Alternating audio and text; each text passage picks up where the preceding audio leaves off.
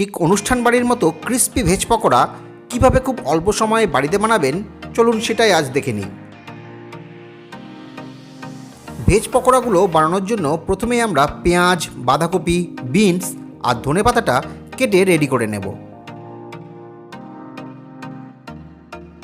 এবার ধনেপাতা ছাড়া বাকি সব সবজিগুলো একসাথে মেশানোর পর একে একে দেব বেসন, চালের গুঁড়ো, কর্নফ্লাওয়ার, লাল লঙ্কা গুঁড়ো, হলুদ গুঁড়ো আর কাঁচা লঙ্কা কুচি, আর এর সাথেই এক টুকরো আদা গ্রেট করে দেব।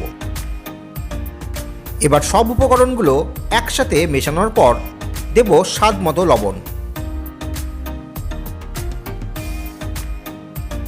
এবার অল্প অল্প করে জল মিশিয়ে মেখে নিতে হবে। তবে লক্ষ্য রাখবেন মিশ্রণটা যেন নরম না হয়ে যায়। যদি দেখেন নরম হয়ে গেছে তাহলে প্রয়োজন মতো আরও কিছুটা কর্নফ্লাওয়ার মিশিয়ে একটু শক্তভাবে মেখে নিতে হবে। এবার কেটে রাখা ধনেপাতাটা দিয়ে সবগুলো একসাথে মেখে নেব। তো পকোড়া ভাজার মিশ্রণটা আমাদের একদম রেডি। এবার কড়াইয়ের তেলটা গরম হলে হিটটাকে মিডিয়ামে রেখে পকোড়াগুলোকে ভেজে নিতে হবে। লক্ষ্য রাখবেন হিটটা যেন একদম বেশি না থাকে, নাহলে খুব তাড়াতাড়ি লাল হয়ে যাবে।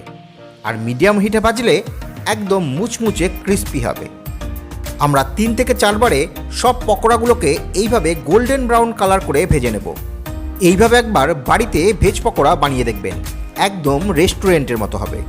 তো আজকের রেসিপিটা আপনাদের কেমন লাগলো তা কিন্তু কমেন্ট বক্সে জানাতে ভুলবেন না। আর ভালো লাগলে একটা লাইক ও শেয়ার অবশ্যই করবেন। তবে আজ এতটুকুই, দেখা হচ্ছে নেক্সট কোনো রেসিপিতে। ভালো থাকবেন।